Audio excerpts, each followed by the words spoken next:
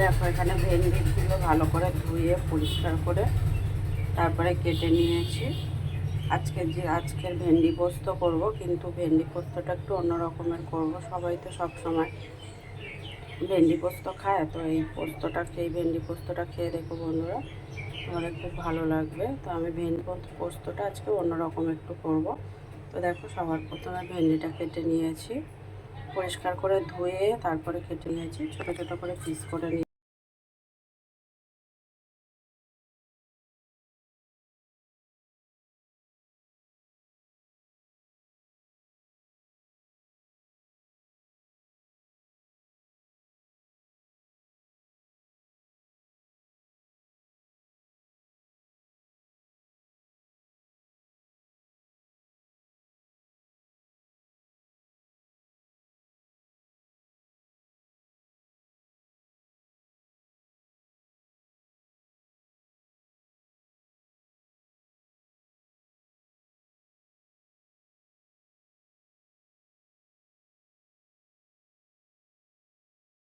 তো দেখো ভেন্ডি পোস্তটা করার জন্য এখানে একটু পোস্ত নিয়ে নিয়েছি মিক্সি জারে। পোস্তটা নিয়ে নিয়েছি একটু অল্প 1 চা চামচের মতন। একটু সাদা সর্ষে দিচ্ছি,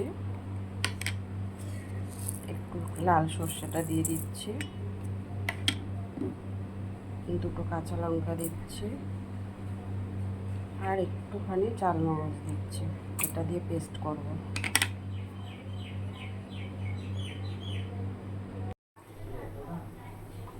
দেখো কড়াই তেল দেওয়া হয়ে গিয়েছে, পেঁয়াজ কুচিটা দিয়ে দিচ্ছি।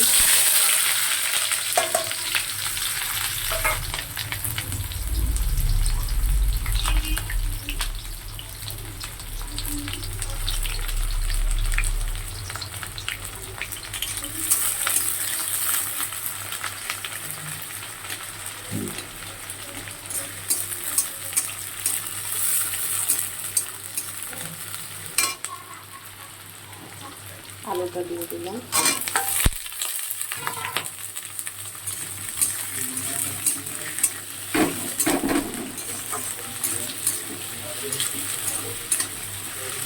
একটু ভাজা ভাজা হলো, তারপর ঢেঁড়সটা দেবো।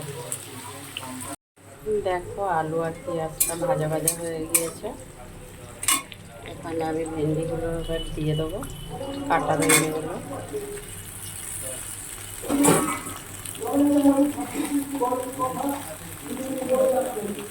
স্বাদ মতো লবণ দিয়ে দিলাম।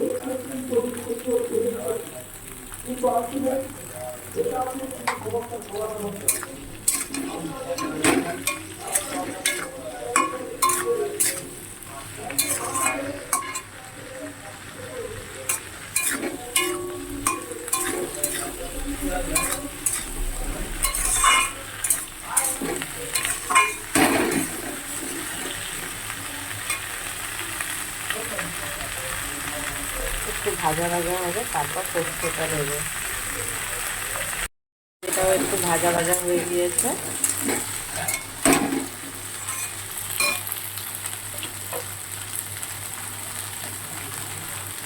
সামান্য একটু হলুদ দিচ্ছি,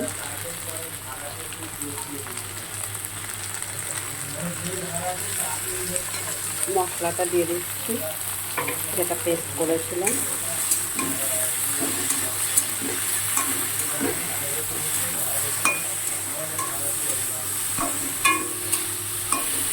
এতে লঙ্কা টঙ্কা দেবো না, যেহেতু কাঁচা লঙ্কা দিয়ে পোস্তটা পেস্ট করেছিলাম, তাই আর বেশি কিছু দেবো না, ঝাল আমরা কমই খাই।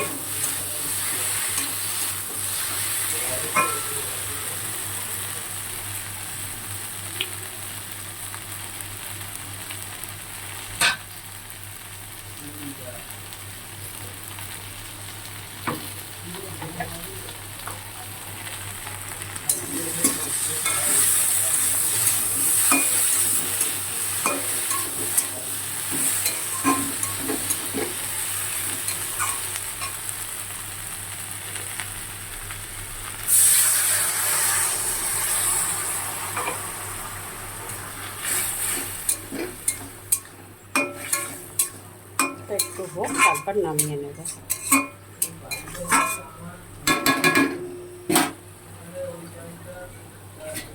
2-3 মিনিট হবে, তারপর নামাবো। দেখো ভেন্ডি পোস্তটা হয়ে গিয়েছে, নামিয়েও নিয়েছি।